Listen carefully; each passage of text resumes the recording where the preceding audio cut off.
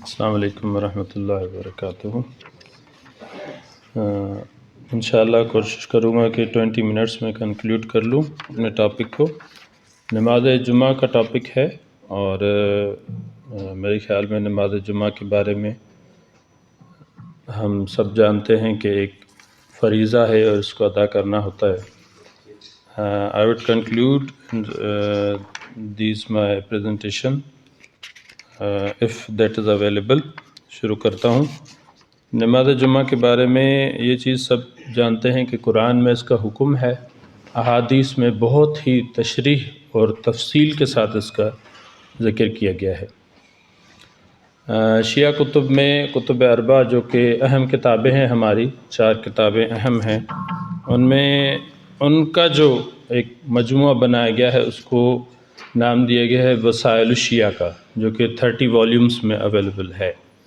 اس کو اردو ترجمہ بھی کیا گیا ہے، اور اس کا جو 5th والیوم ہے دیٹ از کنکلوڈنگ دا نماز جمعہ ٹاپک، جو بھی ڈیٹیلز ہیں اباؤٹ 60 چیپٹرس آر دیئر۔ 60 باب ہیں اس میں نماز جمعہ کے بارے میں، اور انتہائی تفصیل کے ساتھ اس میں روایاتیں، احکامات، فضائل اور ساری چیزیں اس میں بیان کی گئی۔ میں نے یہاں پہ کچھ کنکلوڈ کیے ہیں، کچھ احادیث جو صرف ان کے متن پہ نہیں، صرف ان پہ کچھ پوائنٹس سمرائز کر کے آپ کو انشاءاللہ کنکلوڈ کروں گا۔ بسم اللہ الرحمن الرحیم۔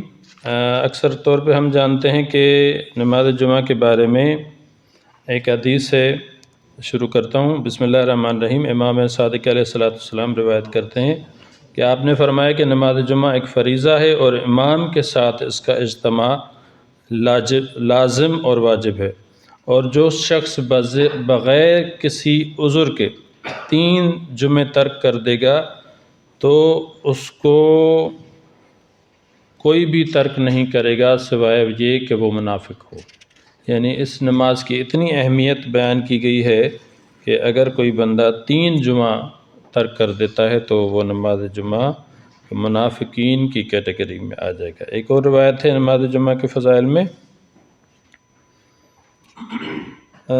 قال صادق علیہ السلام من ترک الجماعت رغبتہ ان جماعت المؤمنین من غیر علتہ فلا صلاۃ لہ۔ جو بھی نماز جمعہ کو ترک کر دے بغیر کسی علت کے، یعنی کوئی عذر شرعی موجود نہیں ہو، تو وہ کیا ہوگا، اس کا انجام کیا ہوگا، فلا صلاۃ لہ۔ اس کے 2 ترجمے اویلیبل ہیں۔ ایک ترجمہ یہ ہے کہ اس کی کوئی نماز قبول نہیں ہوگی، اور دوسرا یہ ہے کہ اس کے لیے کوئی بھی نماز جمعہ ادا نہیں، کوئی بھی نماز جنازہ ادا نہیں کی جائے گی۔ اتنی تشریح کے ساتھ واضح کیا گیا ہے۔ نماز جمعہ میں کتنے لوگ ہونے چاہیے؟ شیخ طوسی سے روایت ہے کہ 7 لوگ نماز جمعہ میں ہونے چاہیے۔ ان 7 کے سوا نماز جمعہ کا ادا ممکن نہیں۔ کون سے؟ الامام والقاضی والمدعی والمدعی الیہ وشاہدان ویضرب الیہ حدود بین یدی الامام۔ کون سے 7 لوگ لازم ہیں جن کے لیے جمعہ واجب ہے؟ امام، قاضی، جو امام کا قاضی ہو اور امام موجود ہو، مدعی ہو، گواہان ہو، مدعی الیہ ہو، اور وہ شخص موجود ہو جو امام کے سامنے حدود کا جاری کرے۔ یعنی ایک مختصر 2 الفاظ میں اگر بتا دوں کہ یہ نماز جمعہ صرف ایک نماز کا قیام نہیں ہے، یہ اسلامی حدود، اسلامی قوانین کے اجرا کا نام ہے۔ جہاں پہ ایسی نماز ہو جہاں پہ قوانین اسلامی کا اجرا کیا جائے۔ یہاں پہ ہم سمجھتے ہیں کہ 2 رکعت خطبہ ہم نے سن لیا، 2 رکعت ہم نے نماز پڑھ لی، that is the and of the صلاۃ۔ نہیں، نماز جمعہ پورے کے پورے اسلامی قوانین کے اجرا کا نام ہے، جو کہ جمعے کے دن قیام پذیر ہوتے ہیں۔ ایک اور روایت بیان کر دیتا ہوں یہاں پہ، ایک اور واضح ہوگی چیز۔ قال علیہ السلام لا جمعہ الا فی مصر تقام فیہ الحدود۔ نماز جمعہ نہیں ہو سکتی اس شہر میں جس میں حدود جاری نہیں ہوتے ہوں۔ یعنی نماز جمعہ شہروں میں ہوتی ہے، نماز جمعہ بڑے بڑے شہروں میں ہوتی ہے۔ ہمارے ہاں جو ایک ٹرم استعمال کیا جاتا ہے، سوری ٹو سے، کہ 4 اینٹ کی ہم نے مسجد بنا لی اور نماز جمعہ ہم نے شروع کر دی۔ نماز جمعہ کا قیام جو ہے وہ وہاں پہ ہوتا ہے جہاں پہ مکمل ایک شہر موجود ہو، جہاں پہ حدود کا قیام کیا جا سکے۔ نماز جمعہ کتنے فاصلے پر ہوتی ہے، یہاں پہ اوپن ڈسکشن ہوتی ہے ہمارے ہاں۔ کچھ لوگ سمجھتے ہیں 5 کلومیٹر، 5.5 کلومیٹر، 5.6، مختلف مجتہدین کی بھی فتویٰ ہے۔ اس میں ایک روایت دیکھ لیتے ہیں۔ امام علیہ السلام نے فرمایا کہ نماز جمعہ میں 2 فرسخ کا فاصلہ ہونا چاہیے۔ ایک فرسخ ہمارے ہاں 2.5 2.6 کلومیٹر کا ہوتا ہے، یا تقریباً 3 کلومیٹرز کا ہوتا ہے۔ تو اگر 6 کلومیٹر ہوں تو نماز جمعہ ادا ہو سکتا ہے نماز جمعہ کا۔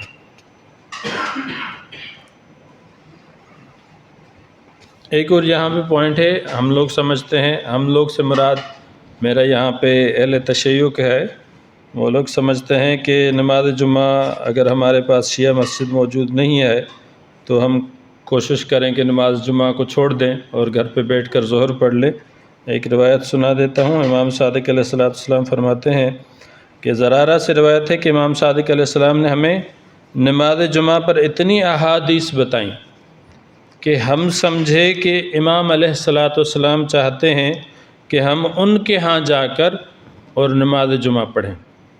یعنی زرارہ کہتے ہیں کہ نماز جمعہ پر امام علیہ السلام نے اتنی احادیث دیں۔ یہ جو میں نے وسائل شیعہ کا ذکر کیا، اس میں 60 باب ہیں نماز جمعہ کے، اور تقریباً 10,000 سے زیادہ روایتیں صرف نماز جمعہ پر ہیں۔ یعنی اس میں اکثر روایتیں امام صادق علیہ السلام کی ہیں۔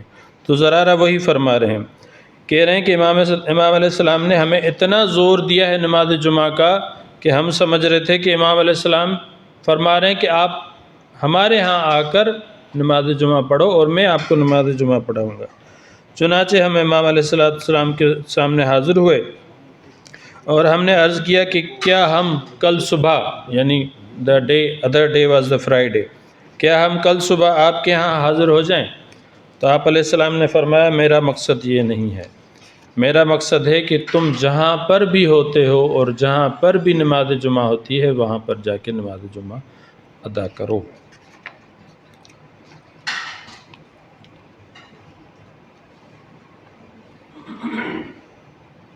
ایک اور روایت ہے یہاں پہ جو لیننسیز بتائی گئی ہیں، جو ہمیں جو چیزیں بتائی گئی ہیں کہ کم از کم کیا شرعی وجوہات ہونی چاہیے کہ ہم نماز جمعہ کو ترک بھی کر سکتے ہیں۔ تو یہ میں نے سلیکٹ کی ہے ایک حدیث، سب سے چھوٹا عذر جو ہمارے ہاں اب پاسبل ہے کہ ہو۔ امام صادق علیہ السلام نے فرمایا، ابو بصیر سے روایت ہے کہ میں نماز جمعہ اور نماز عصر پڑھ کر امام صادق علیہ السلام کی خدمت میں حاضر ہوا تو دیکھا کہ آپ غسل کی تیاری کر رہے ہیں۔ تو میں نے پوچھا کہ آپ ابھی تک غسل کر رہے ہیں؟ تو آپ نے فرمایا کہ جی ہاں، میں ابھی غسل کر رہا ہوں اور بعد میں نماز پڑھوں گا۔ تو ابو بصیر نے کہا تھا میں نے تو نماز جمعہ اور عصر دونوں پڑھ لی ہے۔ تو آپ نے فرمایا کہ کوئی حرج نہیں ہے۔ یعنی ایک چھوٹی سی بھی اگر آپ کے پاس عذر ہے، فار ایگزامپل پانی نہیں ہے، اویلیبل نہیں ہے، یا اس میں تاخیر ہوتی ہے، تو امام علیہ السلام نے چھوٹی سی بھی ایک وجہ بتا دی ہے ہمیں کہ نماز جمعہ اگر ہم ترک کریں تو ایک وجہ ہمارے پاس اویلیبل ہے۔ ایک اور حدیث جو اختیارات امام کے بارے میں بیان کی گئی ہے، اور یہ میری تقریباً جو بھی فیوریٹ احادیث ہیں ان میں یہ ایک اہم حدیث ہے۔ امام صادق علیہ السلام سے روایت ہے کہ آپ نے فرمایا کہ نماز جمعہ امام جمعہ پر لازم ہے کہ وہ قرض کے سلسلے میں جو بھی قید میں موجود ہیں ان کو جمعہ اور عیدین کے دن پر ان کو آزاد کرائے اور لوگوں کے ساتھ ان کو جماعت میں کھڑا کرے، محافظین ان کے ساتھ موجود ہو، جب وہ نماز پڑھ لیں، جب وہ عیدین پڑھ لیں تو پھر ان کو واپس قید میں ڈال دیا جائے۔ یہ ایک اہم حدیث ہے، یہ بتا رہی ہے کہ ہمارے ہاں جو اختیارات ہیں امام جمعہ کے وہ اتنے ہونے چاہیے کہ، اور یہ نماز جمعہ اتنا بڑا فریضہ ہے کہ ان قیدیوں کو بھی آپ جیل میں نہیں چھوڑ سکتے، ان کو بھی فورسفلی یا ان کو بھی انوائٹ کریں محافظین ود دا گارڈز کہ آپ نماز جمعہ ادا کریں۔ اور اس کے فائدے کیا ہوتے ہیں؟ We can think and have a debate on that.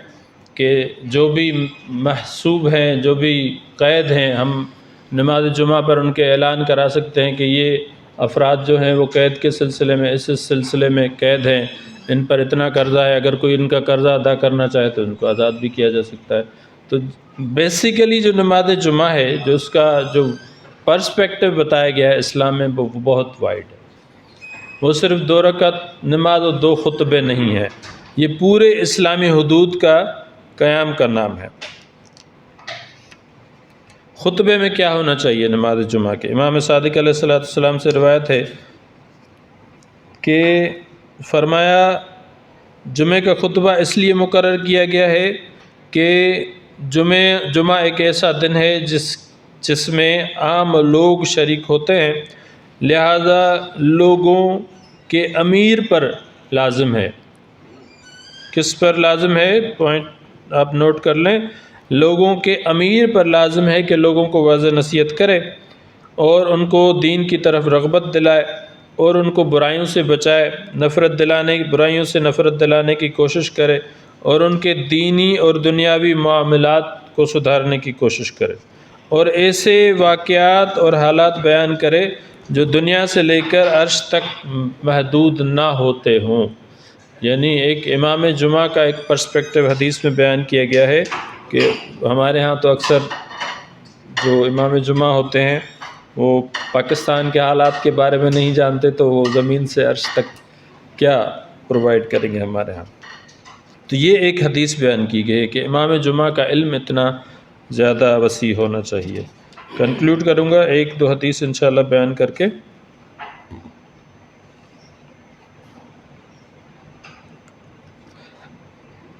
امیر المومنین علیہ السلام کی سیرت میں سے ایک روایت ہے اسی کتاب میں، امام صادق علیہ السلام نے فرمایا کہ امیر المومنین علیہ السلام نے ایک دفعہ نماز جمعہ پڑھی جو کہ مخالفین کے پیچھے تھی، اور آپ جب امام جمعہ 2 رکعت پڑھ کے اٹھے، 2 رکعت پڑھ کے سلام پھیرا، تو آپ دوبارہ اٹھے اور آپ نے 4 رکعت نماز پڑھ لی، یعنی آپ نے نماز جمعہ کی بھی ادائیگی کی اور آپ نے ظہر کی بھی ادائیگی کر لی۔ یہ کس وجہ سے؟ یہ اس وجہ سے ہے کہ ہمارے ائمہ چاہتے تھے کہ امت میں اتحاد پیدا ہو۔ The point is that ہمارے ائمہ چاہتے تھے کہ ہم الگ سے کوئی نماز جمعہ کے الگ سے انعقادات نہ کریں۔ ہمارے جمعہ اپنے اصحاب کو ترغیب دیتے تھے کہ وہ نماز جمعہ پڑھیں، لیکن ہمارے پاس بھی نہ پڑھیں، جہاں پہ بھی اویلیبل ہو نماز جمعہ پڑھیں۔ اب اس کو کنکلوڈ کرتے ہیں کہ نماز جمعہ کو یا جمعہ کو کتنی اہمیت حاصل ہے اور یہ کیوں اہمیت حاصل ہے۔ ایک حدیث ہے، امام صادق علیہ السلام نے فرمایا کہ اللہ نے جمعہ کو جمعہ اس لیے کہا ہے کہ اس دن کو اللہ نے تمام مخلوقات کو جمع کیا تھا تاکہ آل محمد علیہ السلام کی ولایت اور محبت پر جمع کر سکے۔ یعنی ان ساری احادیث کا کنکلوژن یہ ہے کہ جتنے احکامات زیادہ وضع ہوں گے، جتنے حدود اور قوانین واضح ہوں گے، وہ سب اس نماز جمعہ کے تھرو ہوں گے۔ اور اس نماز جمعہ کا سبب کیا ہے کہ آل محمد علیہ السلام کی ولایت اور ان کی محبت پر لوگوں کو جمع کیا جائے۔ ہمارے ہاں تفرقہ ہے، بہت ہمارے ہاں فسادات ہوتے ہیں، ان کو جمع کرنے کا ایک واحد طریقہ ہے کہ نماز جمعہ کا قیام کیا جائے، اور نماز جمعہ میں یہ سمجھایا جائے کہ ہم اگر جمع ہو سکتے ہیں تو صرف اور صرف محبت آل محمد پر ہی جمع ہو سکتے ہیں۔